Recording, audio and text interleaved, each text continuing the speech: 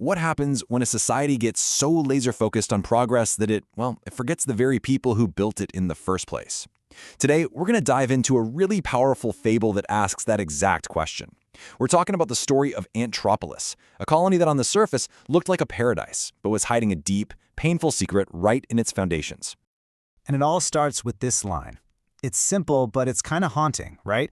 Every colony grows, but not everyone grows with it.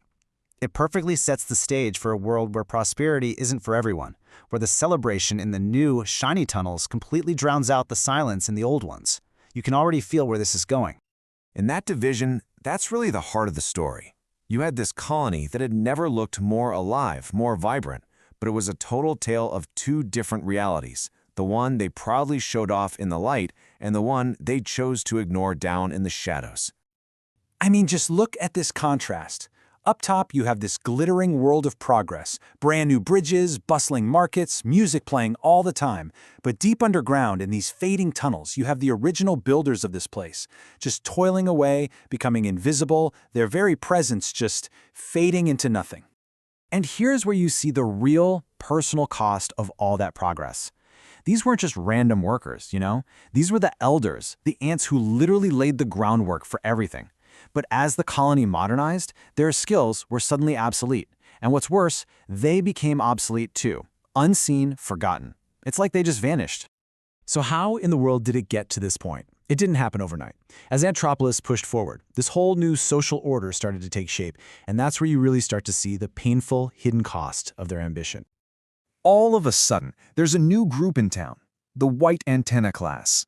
These are the managers, the accountants, the ones who deal with scrolls, not soil. Their work was seen as the future. And on the flip side, the ants covered in soil, the ones whose sheer strength built the colony, they were just dismissed as old labor. Their value was suddenly seen as, outdated. This quote, wow, it just hits you right in the gut, doesn't it?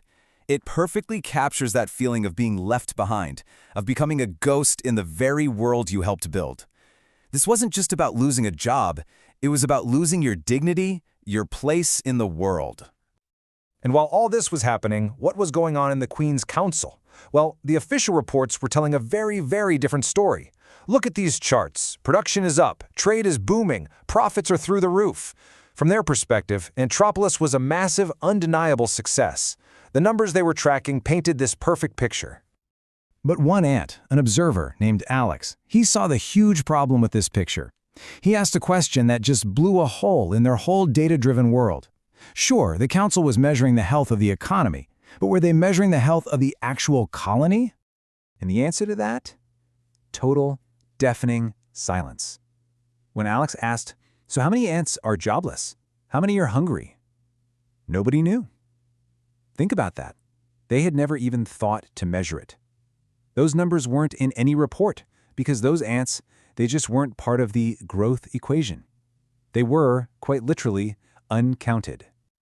Well, you can't keep a reality like that buried forever. Eventually, the suffering in those silent tunnels started to bubble up to the surface, and it forced this huge moment of reckoning for the leadership, especially for the Queen herself. See, Alex got something that the council completely missed. A colony of tired ants? That can be a good sign. It means they're working hard. But a colony of forgotten ants? That's a sign of decay. He knew that just ignoring a whole chunk of your population wasn't just wrong, it was a direct threat to the colony's very survival. So, to get the Queen to finally see what was happening, Alex didn't bring her charts or spreadsheets. He knew that wouldn't work. He brought her art. He showed her two simple sketches. One was the beautiful, shiny marketplace that she saw every day. The other was the truth she didn't see, a worker tunnel, the very foundation of her kingdom, literally collapsing from neglect. And his explanation was so simple, it was devastating.